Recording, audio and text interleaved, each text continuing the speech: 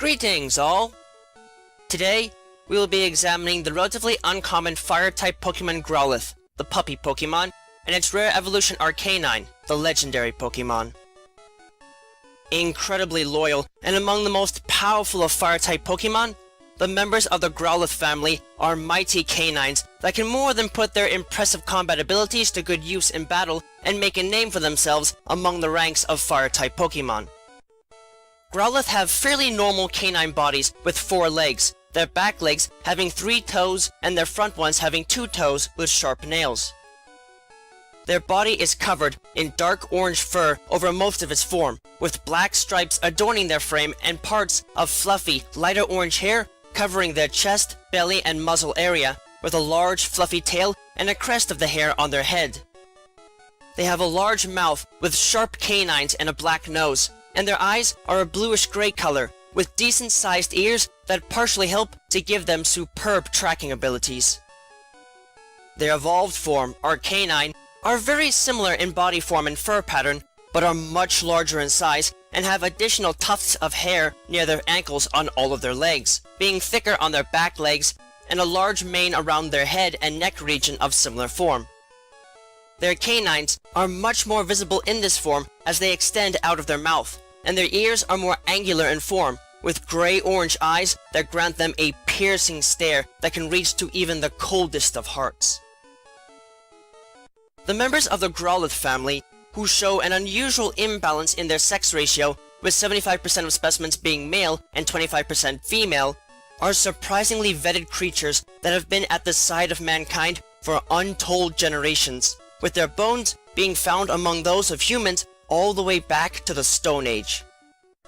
They are one of the longest-lived examples of domestication in the Pokemon world, and are so attached to humans by virtue that even those found in the wild can be made readily obedient and loyal even with capture alone, bonding to their new owners almost immediately and rarely ever acting without direct orders from them.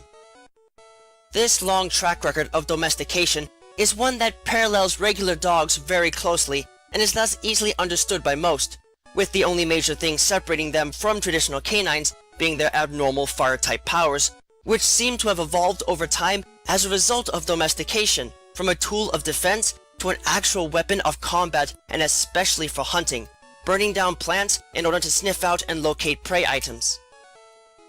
However, it is noted that these cute and clever creatures are fiercely loyal to their owners and extremely protective of their territory, and will fiercely bark and sometimes even bite at intruders they do not trust, or are otherwise unfamiliar with them to repel them, though they can be easily dealt with if one is cautious towards them and makes their presence as a non-threat very clear. These trustworthy dogs are extremely brave even in an unevolved state, and even more so after evolution, and will gladly stand up to any opponent that dares to cross them, no matter how outmatched they might otherwise be as a fighter. This applies even in the wild, as in places like the Alola region, these dogs have to defend their large territorial spaces at a young age from Pokemon like Rockruff, who otherwise have a natural type advantage against them. Only exposure to a Firestone is enough to get them to normally evolve, and once they do, these attributes become even stronger in their nature, and they can become a handful for all but their own trainers to handle. As a consequence of these traits, as well as their ability to use their skin to absorb extreme heat and distribute it back into their bodies to fuel their own powers, which come courtesy of a flame sac near their stomach, these creatures can possess Intimidate and Flash Fire as base abilities, while their penchant for loyalty and fighting for the safety of others against darker forces can allow them to possess Justified as a hidden ability.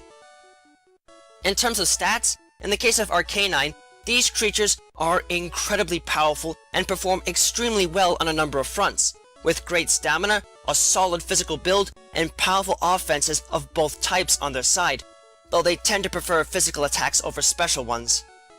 As such, most of their base stats are above average for fully evolved Fire-type Pokemon, with the only exceptions being their base special attack and special defense stats.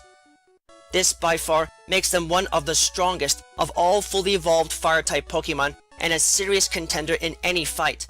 and if one does not have something with a serious type advantage on their side to take them down, these large dogs can more than take a bite out of anything that dares to get in their way. Aside from being incredibly loyal, Growlithe are well known for their acute sense of smell, which is strong enough that they can remember pretty much anything that they smell in their lifetime, and use that to track down even the most evasive of targets, proving to be more accurate than nearly any other type of animal employed for such a purpose.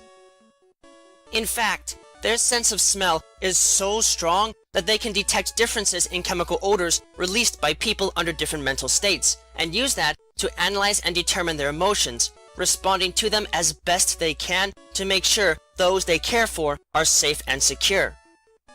This, combined with their loyalty, has made them a top choice for police personnel across the planet, forming the backbone of any good canine police force in the parts of the world where they are available. Their natural fire-type powers allow them to offer much in the way of criminal deterrence that normal dogs are unable to muster, and the fact that they are easily trained means that obedience schools are rarely ever needed, making them a cheap and effective policing force on the streets where they often dwell. While not every police force in the world can afford to have them imported, especially in the case of smaller police forces, these dogs take center stage on a global scale regardless, and you would be hard-pressed to find a major city in the world that doesn't have at least one of these dogs on hand, making them a common sight to see among the law in turn. If you see one in an urban environment on its own, it's almost certain that it is on the hunt for something and should probably be left to its own devices for the sake of whoever owns it.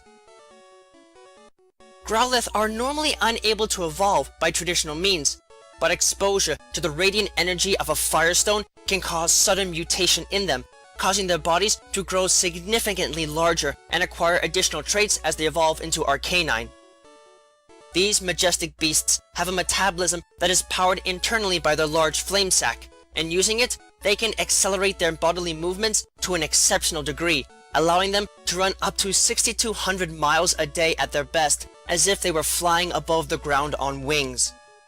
This not only makes them great as traveling partners, as they are large enough that they can support a human rider and prove to be a majestic steed to ride, but also because it allows them to use a powerful extreme speed attack that is otherwise inaccessible to their pre-evolved form. Combined with a Thunder Fang attack they gain access to after evolution as well, this can offer them some additional power that helps to reduce the issue of them being unable to learn any other new moves after evolving. This beautiful and graceful movement has been recounted in tales throughout all of history, with tales of their majestic running form being of particular note in Chinese scripture. In fact, China has a strong fascination with these creatures, and they have been seen as powerful guardians and agents of the gods in their lore, to the point where it is said that one famous general was able to win a major war and conquer an entire country with the power of an Arcanine by his side. The reason for this obsession is that firestones are incredibly rare in China, so Arcanine are equally rare, to the point where they were once considered to be legendary Pokémon, much as their species title denotes. Even their very bark is feared, with people in the nation groveling at the sound of their magnificent call, and their brilliant mane is adored by many, their proud and regal appearance shocking the few that are able to lay eyes on one and being seen as a good omen to those few. Though they are protected in China to the point where even scientists are unable to study them in the country, and thus little is known about their social life in the nation, these creatures are impressive beasts that can definitely make their presence known when they wish to, and grant onlookers a fiery display of their power whenever they feel it is needed to set an example. Being playful to many and good to have as pets when you're a loner, the members of the Growlithe family are gorgeous canines that can more than make good use of their natural powers to scorch those that stand in their way.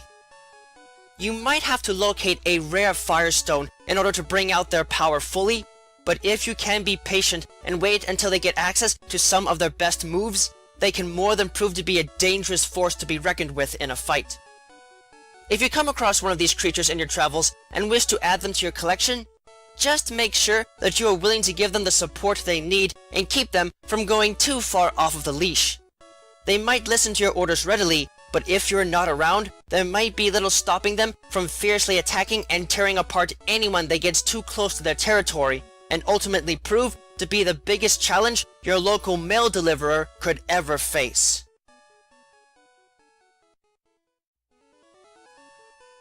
Thank you all for watching this video. It is always an honor to be able to speak with you all on the subject of Pokemon in a way that brings me great joy and happiness in my work.